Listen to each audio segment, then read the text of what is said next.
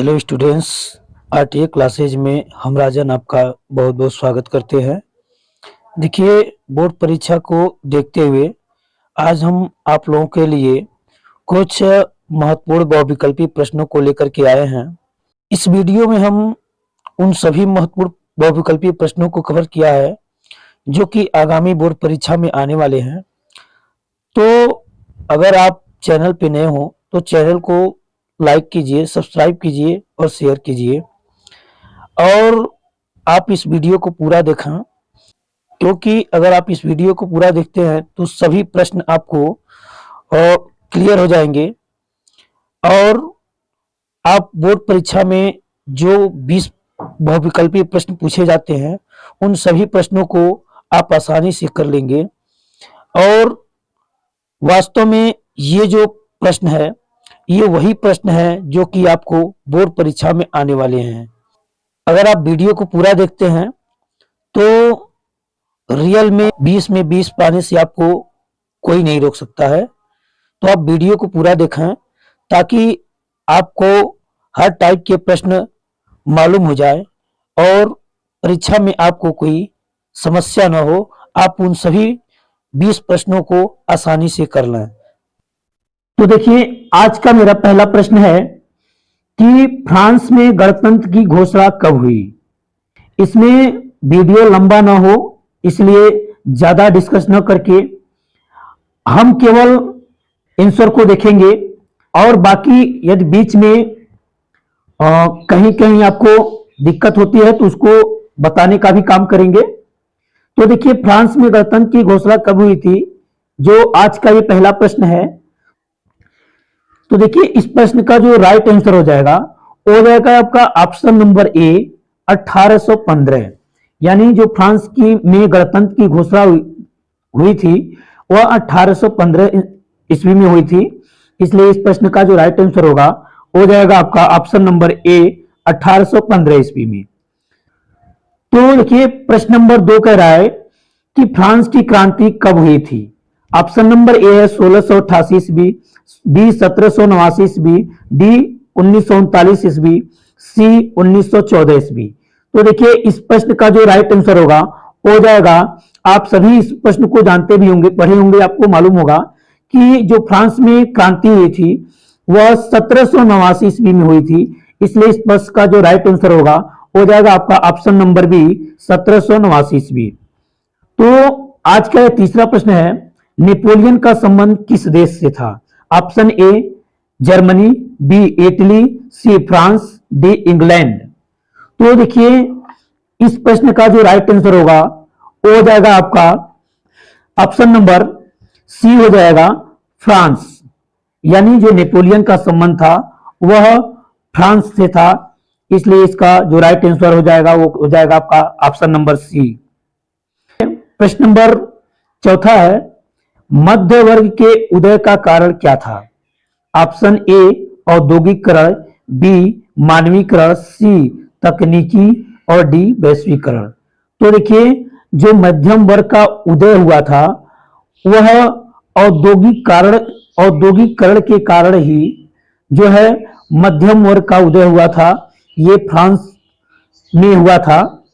तो इस प्रश्न का जो राइट आंसर हो जाएगा वो हो जाएगा आपका ऑप्शन नंबर ए औद्योगिकरण।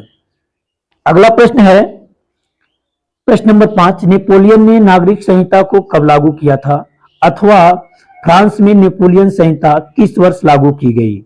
ऑप्शन ए है 1804 ईस्वी, बी 1815 ईस्वी, सी 1829 ईस्वी और डी 1841 ईस्वी। इस प्रश्न का जो राइट आंसर होगा वो होगा आपका ऑप्शन नंबर ए 1804 ईस्वी में। नेपोलियन ने डायरेक्टरी शासन को समाप्त करके और फ्रांस में 1804 ईस्वी में वह फ्रांस का सम्राट बना। और जब वह सम्राट बना तो सम्राट बनते ही उसने एक अपना नागरिक संहिता लागू किया। उसी नागरिक संहिता को नेपोलियन संहिता के नाम से जाना जाता है। तो इसलिए इस प्रश्न का जो राइट आंसर होगा वो हो जाएगा आपका ऑप्शन नंबर ए 1804 ईस्वी। प्रश्न नंबर 6 है कि राष्ट्रवाद की अवधारणा का जन्म किस घटना से माना जाता है? ऑप्शन ए धर्म सुधार आंदोलन से, सी फ्रांस की क्रांति से, बी पुनर्जागरण से और डी गौरवपूर्ण क्रांति से। तो देखिए इस प्रश्न का जो राइट आंसर होगा वो हो जाएगा आपका ऑप्शन नंबर सी फ्रांस की क्रांति से। आप अगला प्रश्न है जलवे राइन का गठन कब किया गया था? तो देखिए ऑप्शन ए कह रहा है कि 1837 ईस्वी, ऑप्शन बी कह रहा है कि 1834 ईस्वी, सी कह रहा है 1835 ईस्वी और डी कह रहा है 1838 ईस्वी। तो देखिए पहले हम लोग ये जान लेते हैं कि जलवे राइन क्या है। तो देखिए जलवे राइन जो है यह एक शुल्क संगठन है जो कि आयात और निर्यात पे लगने वाले शुल्क को ये वसूल करने वाला संगठन था। इसका जो गठन किया गया था वो 1834 ईस्वी में किया गया था, इसलिए इस प्रश्न का जो राइट आंसर होगा वो हो जाएगा ऑप्शन नंबर बी 1834 ईस्वी। प्रश्न नंबर 5 है नेपोलियन की पराजय कब हुई थी? ऑप्शन ए कर 1814 में, बी 1815 ईस्वी में, सी 1816 ईस्वी में और डी कर 1817 ईस्वी में। तो देखिए इस प्रश्न का जो राइट आंसर होगा वो हो जाएगा आपका ऑप्शन नंबर बी 1815 में, जिस समय वियना की संधि हुई थी।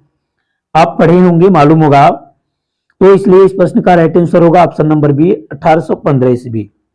अगला प्रश्न है देखिए ऑटो वन बिस्मार्क का संबंध किस देश से था? ऑप्शन ए कह रहा इटली, जर्मनी, फ्रांस, ब्रिटेन। यानी जो ऑटो वन बिस्मार्क था उसका संबंध किस देश से था?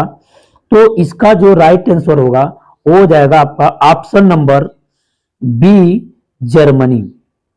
अगला प्रश्न है प्रश्न नंबर 10 जर्मनी के एकीकरण में मुख्य भूमिका किसकी थी?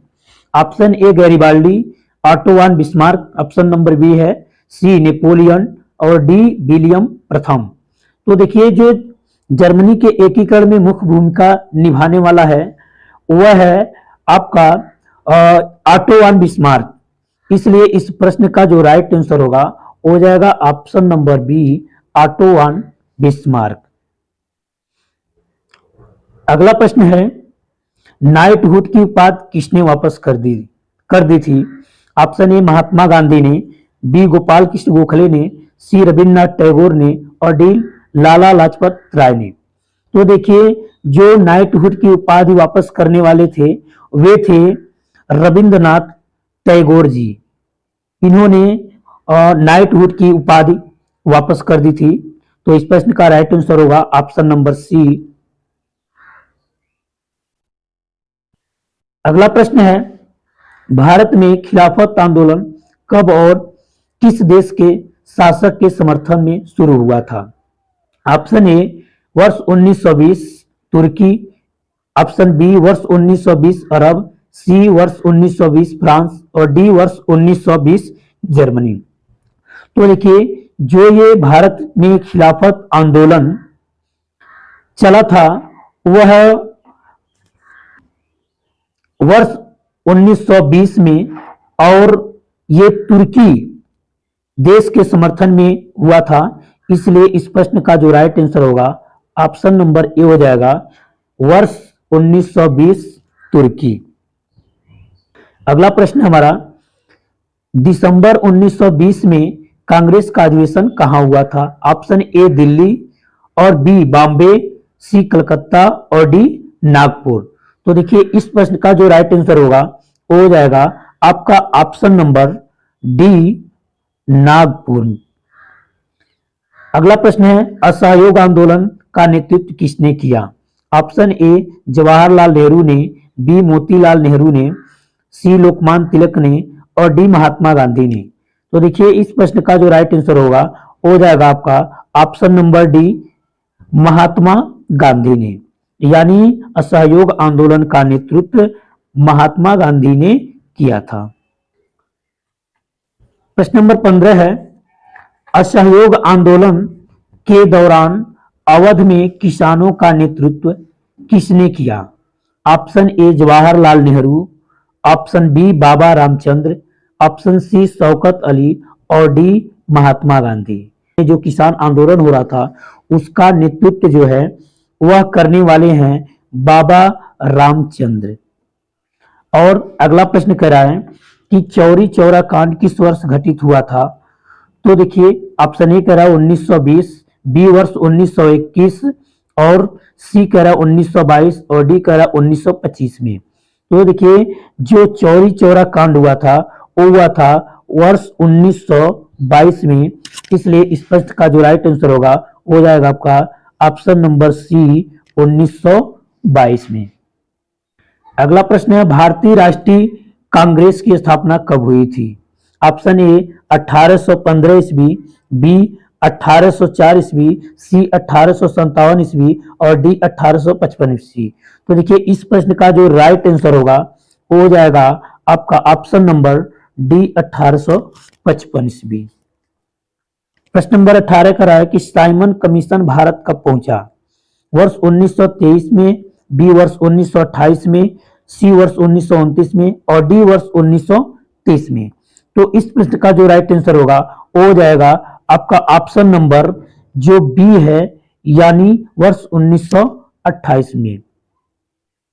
अगला प्रश्न है कि गांधी इरविन समझौता निम्नलिखित में से भारत के किस आंदोलन से संबंधित था। Option A Rowlatt Act, B सविनय अवज्ञा आंदोलन, सी असहयोग आंदोलन और डी भारत छोड़ो आंदोलन। तो देखिए इस प्रश्न का जो राइट आंसर होगा हो जाएगा आपका ऑप्शन नंबर बी सविनय अवज्ञा आंदोलन। अगला प्रश्न कर रहा है कि सविनय अवज्ञा आंदोलन कब चलाया गया। तो देखिए वर्ष कह रहा है कि ऑप्शन ए वर्ष 1942 में और ऑप्शन बी कह रहा है वर्ष 1914 में, सी वर्ष 1928 में और ऑप्शन नंबर डी कह रहा है कि वर्ष 1930 में। तो देखिए इस प्रश्न का जो राइट आंसर होगा हो जाएगा आपका ऑप्शन नंबर डी वर्ष 1930 में। अगला प्रश्न है निम्न में से मित्र राष्ट्र कौन थे। ऑप्शन ए ब्रिटेन, फ्रांस, रूस, बी ब्रिटेन, भारत, रूस, सी ब्रिटेन, जापान, रूस और डी जापान, रूस, इटली। तो देखिए इस प्रश्न का जो सही आंसर होगा वो होगा आपका option number A Britain, France और रूस। अगला प्रश्न है प्रश्न नंबर 22 आर्थिक महामंदी का प्रारंभ कब से हुआ। वर्ष 1928 में, वर्ष 1929, वर्ष 1930, वर्ष 1932। तो देखिए इस प्रश्न का जो राइट आंसर होगा वो होगा आपका ऑप्शन नंबर सी वर्ष 1930। अगला प्रश्न है विकासशील राष्ट्रों के ने कौन सा संगठन समूह बनाया। आप option A G7, B G15 यानी G15, सी G20 और डी G77। तो देखिए इस प्रश्न का जो राइट आंसर होगा हो जाएगा आपका ऑप्शन नंबर डी G77। देखिए प्रश्न नंबर 24 का रहा गांधी जी ने दांडी यात्रा की थी। ऑप्शन ए रॉलेट एक्ट के विरोध में, बी क्रिप्स प्रस्ताव के विरोध में, सी उत्तरदायी शासन की स्थापना हेतु और डी नमक कानून तोड़ने हेतु। तो इस प्रश्न का जो राइट आंसर होगा हो जाएगा ऑप्शन नंबर डी नमक कानून तोड़ने हेतु। यानी गांधी जी ने जो दांडी यात्रा की थी वह नमक कानून को तोड़ने हेतु की थी, इसलिए इस प्रश्न का जो राइट आंसर है वो होगा आपका ऑप्शन नंबर डी। प्रश्न नंबर 25 है जलोढ़ मिट्टी का निर्माण मुख्यतः किसके द्वारा होता है। ऑप्शन ए ज्वालामुखी द्वारा, बी हिमानी द्वारा, सी पवन द्वारा और डी नदियों द्वारा। तो देखिए जो जलोढ़ मिट्टी का निर्माण होता है वह आपका होता है नदियों द्वारा। यानी जब नदियां अपने साथ जो मिट्टियां बहा कर लाती हैं उसी को कहा जाता है जलोढ़ मिट्टी। तो इसलिए इस प्रश्न का जो राइट आंसर होगा वो होगा आपका ऑप्शन नंबर डी नदियों द्वारा।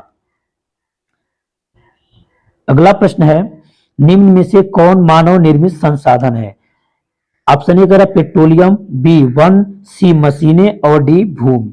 तो इस संसाधन को हम मानव निर्मित संसाधन कहेंगे जिसको मानव ने स्वयं बनाया है। तो देखिए इसमें पेट्रोलियम को तो बनाता नहीं है मानव, वन को तो बनाया नहीं है और इसमें भूमि को तो बनाया नहीं है, इसलिए इस प्रश्न का जो राइट आंसर होगा वो होगा ऑप्शन नंबर सी, मशीनें। अगला प्रश्न है प्रश्न नंबर 27, इनमें से कौन सी मृदा भारत के सबसे विस्तृत क्षेत्र में पाई जाती है और भारत के लिए अति महत्वपूर्ण मिट्टी है? ऑप्शन ए कह रहा है लेटराइट मृदा, बी काली मृदा, सी जलोढ़ मृदा और डी पीली मृदा। तो देखिए इस प्रश्न का जो राइट आंसर होगा वो होगा आपका ऑप्शन नंबर सी, जलोढ़ मृदा। प्रश्न नंबर 28 है, निम्नलिखित में से किस प्रांत में सीढ़ीदार सोपानी खेती की जाती है? ऑप्शन ए पंजाब, बी उत्तर प्रदेश, सी हरियाणा और डी उत्तराखंड। तो देखिए इस प्रश्न का जो राइट आंसर होगा वो हो जाएगा आपका ऑप्शन नंबर डी, उत्तराखंड, यानी उत्तराखंड। अगला है प्रश्न आपका, निम्नलिखित में से किसकी अधिक मात्रा जलोढ़ मिट्टी में पाई जाती है? ऑप्शन ए पोटास, बी चूना, सी फास्फोरस और डी ये सभी। तो देखिए जो जलोढ़ मिट्टी होती है, जलोढ़ मिट्टी में पोटास, चूना, फास्फोरस ये तीनों पाए जाते हैं, इसलिए इस प्रश्न का जो सही उत्तर होगा होगा आपका ऑप्शन नंबर डी, ये सभी।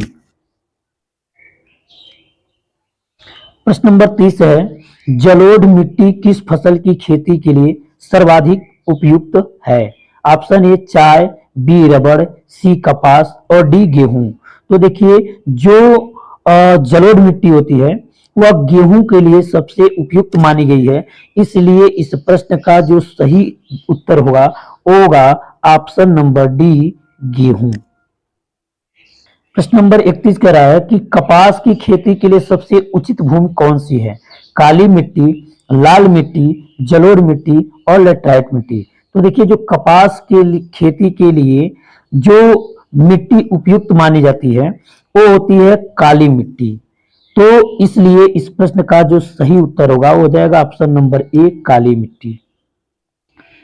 प्रश्न नंबर 32 कह रहा है लाल पीली मिट्टी पाई जाती है? ऑप्शन ए दक्कन के पठार में, बी मालवा प्रदेश में, सी ब्रह्मपुत्र घाटी में और डी थार रेगिस्तान में।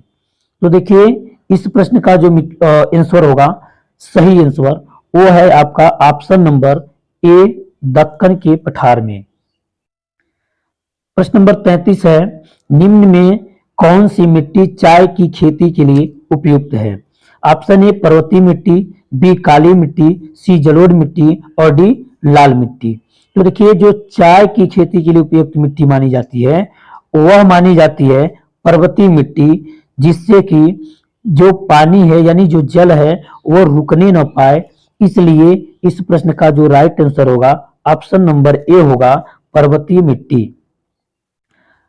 प्रश्न नंबर 34 है, सुंदरबन राष्ट्रीय पार्क किस राज्य में स्थित है? ऑप्शन ए असम, बी पश्चिम बंगाल और सी उड़ीसा और डी मध्य प्रदेश। तो देखिए जो सुंदरबन है, सुंदरबन राष्ट्रीय पार्क वो आपका ऑप्शन नंबर बी होगा, यानी पश्चिम बंगाल में स्थित है, इसलिए इस प्रश्न का जो राइट आंसर होगा वो हो जाएगा option number B, Paschim Bengal.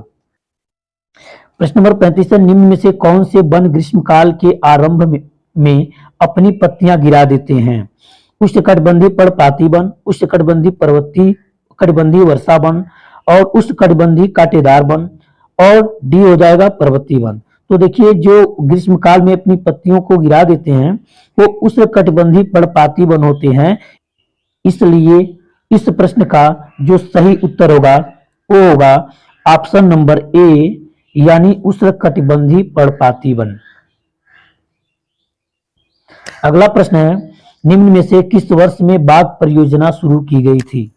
Option A वर्ष 1951 में, ऑप्शन बी वर्ष 1973 में, सी वर्ष 1993 में और डी वर्ष 2009 में। तो देखिए जो बाघ परियोजना है यह वर्ष 1973 में शुरू की गई थी, इसलिए इस प्रश्न का जो सही उत्तर होगा ऑप्शन नंबर बी होगा, वर्ष 1973। अगला प्रश्न है, चिपको आंदोलन का उद्देश्य क्या था? मानव अधिकार, राजनीतिक अधिकार, कृषि विस्तार, वन संरक्षण। तो देखिए जो चिपको आंदोलन है ये वन संरक्षण के लिए लोगों ने आंदोलन किया था, इसलिए इस प्रश्न का जो सही उत्तर होगा वो ऑप्शन नंबर डी होगा, वन संरक्षण। अगला प्रश्न है, बीज बचाओ आंदोलन क्या था? ए रासायनिक खादों से अधिक उत्पादन, बी टिहरी के किसानों द्वारा बिना रासायनिक खाद के फसलों का उत्पादन, सी हरित क्रांति, और डी पेड़ों पेड़ों को उगाना रहेगा। ये पेड़ों उगाना हो गया है, पेड़ों को उगाना होता है। तो इसलिए इस प्रश्न का जो राइट आंसर होगा वो आपका होगा, आप प्रश्न का जो सही आंसर होगा वो होगा आपका ऑप्शन नंबर बी, यानी टिहरी के किसानों द्वारा बिना रासायनिक खाद के फसलों का उत्पादन। प्रश्न नंबर 39 है, उड़ीसा और बिहार की जनजातियां शादी के दौरान किस वृक्ष की पूजा करती हैं? तो देखिए इस प्रश्न का जो सही आंसर होगा वो होगा आपका ऑप्शन नंबर ए, इमली और आम। प्रश्न नंबर 40 है, निम्न में से कौन सा वनों पर आधारित उद्योग की श्रेणी में आता है? ऑप्शन ए सीमेंट उद्योग, बी तांबा उद्योग, और सी कागज उद्योग, और डी इनमें से कोई नहीं। तो देखिए इस प्रश्न का जो सही आंसर होगा वो होगा आपका ऑप्शन नंबर सी, कागज उद्योग। प्रश्न नंबर 41 है, भारतीय वन्य जीव अधिनियम कब पारित हुआ था? वर्ष 1972, बी वर्ष 1982, और सी वर्ष 1970, और डी वर्ष 1971। इसलिए इस प्रश्न का जो राइट आंसर होगा वो होगा आपका ऑप्शन नंबर ए, वर्ष 1972 में। अगला प्रश्न है, भारत में वन महोत्सव का शुभारंभ कब किया गया?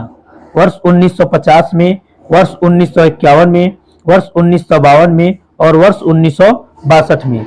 तो ये इस प्रश्न का जो सही आंसर होगा वो होगा आपका ऑप्शन नंबर ए, वर्ष 1950 में। अगला प्रश्न है, निम्नलिखित में से कौन सा उस कृषि प्रणाली को दर्शाता है जिसमें एक ही फसल लंबे चौड़े क्षेत्र में उगाई जाती है? ऑप्शन ए कह रहा स्थानांतरित कृषि, और बी कह रहा बागवानी कृषि, सी कह रहा रोपण कृषि, और डी गहन कृषि। तो इस प्रश्न का जो सही उत्तर होगा वो होगा आपका ऑप्शन नंबर सी, रोपण कृषि। अगला प्रश्न है, निम्नलिखित में से कौन सी रोपण फसल है? ऑप्शन ए गेहूं, बी चना, और सी गन्ना, डी मूंगफली। तो देखिए इस प्रश्न का जो सही आंसर होगा वो होगा आपका ऑप्शन नंबर सी, गन्ना। अगला प्रश्न है, प्रश्न नंबर 45, इनमें से कौन सी रबी की फसल है? ऑप्शन ए धान, बी दालें, और सी मोटे अनाज, डी कपास। तो देखिए इस प्रश्न का जो सही आंसर होगा वो हो जाएगा आपका ऑप्शन नंबर बी, दालें। अगला प्रश्न है, भारत के निम्नलिखित में से किस राज्य में चावल को व्यावसायिक फसल माना जाता है?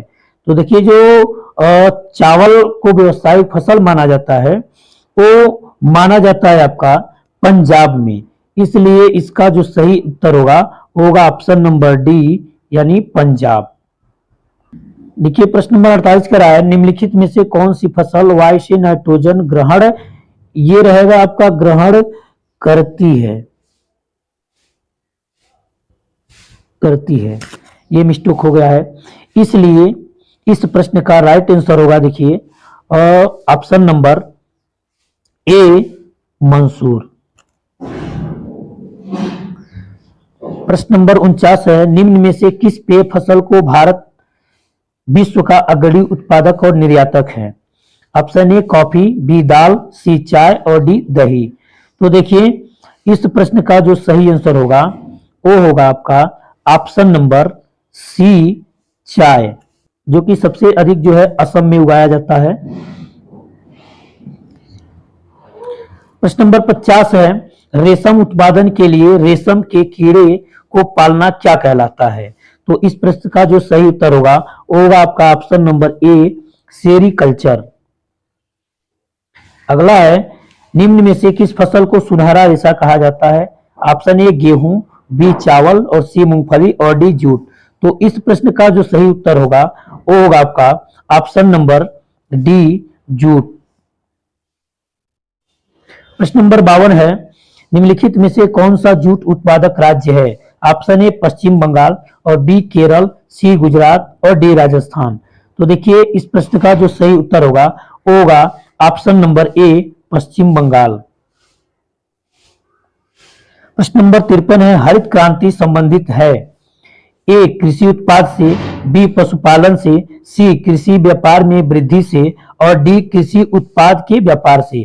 तो देखिए आप सभी जानते होंगे जो हरित क्रांति है ये कृषि उत्पाद से है, इसलिए इस प्रश्न का जो सही उत्तर होगा वो होगा ऑप्शन नंबर ए कृषि उत्पाद से।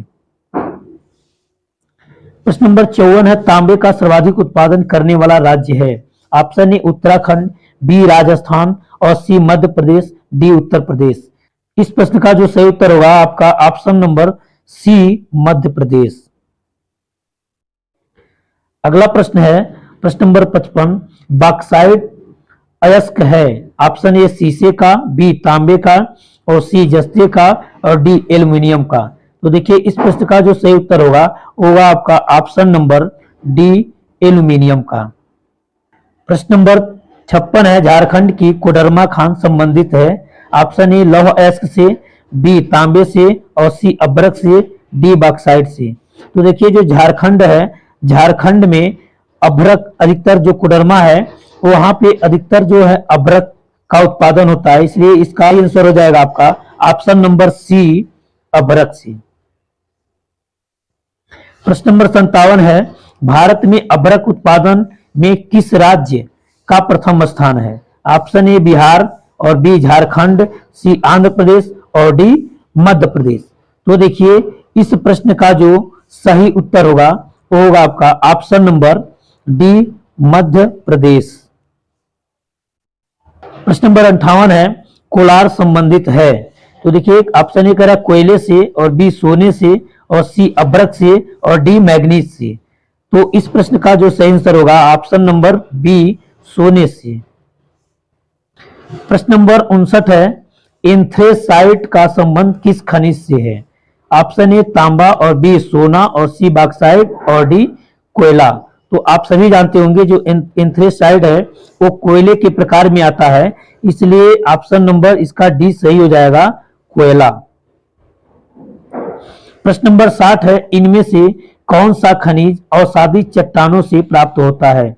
ऑप्शन ए ग्रेनाइट और बी बेसाल्ट, सी चूना पत्थर और डी बलुआ पत्थर। तो देखिए इस प्रश्न का जो सही उत्तर होगा वो हो जाएगा आपका ऑप्शन नंबर सी चूना पत्थर।